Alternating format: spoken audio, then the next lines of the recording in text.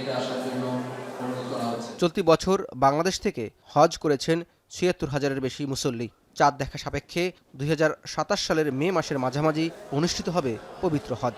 এর ১০ মাস আগেই ঘোষণা করা হলো ২০২৭ সালের হজ প্যাকেজ। প্রথম প্যাকেজে ৬,১৫,২৬৩ টাকা ও প্যাকেজ ২-এ খরচ পড়বে ৫,০৫,৬৪৮ টাকা।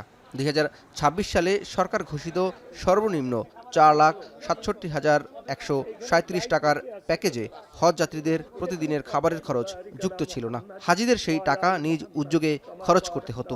নতুন প্যাকেজে বাধ্যতামূলকভাবে ৩৯,৫০৮ টাকার খাবারের জন্য অন্তর্ভুক্ত করা হয়েছে।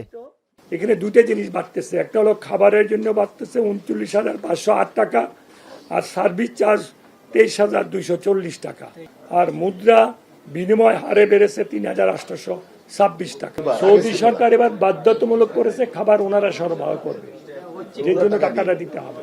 সচিবালয়ে ধর্মমন্ত্রী জানান, আগামী বছরের ৮ এপ্রিল থেকে শুরু হবে হজ ফ্লাইট। নিবন্ধন শেষ করতে হবে ২৪শে সেপ্টেম্বরের মধ্যে। ২০২৭ সালের হজের নিবন্ধন ২৪ সেপ্টেম্বর ২০২৬ তারিখে শেষ হবে।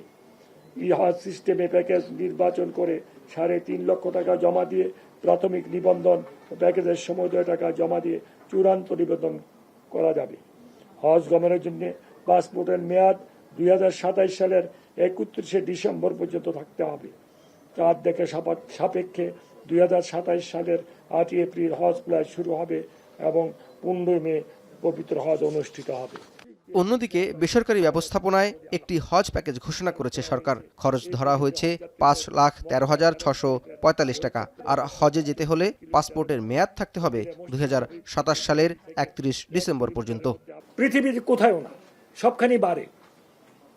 যেখানে ২ লক্ষ টাকা ছিল সেখানে ১,৩০,০০০ টাকা। ইনশাল্লাহ আগামীতে আল্লাহ যদি সহি সালামত আরো কমবে। জাওয়াদ মাহমুদ, এখন, ঢাকা।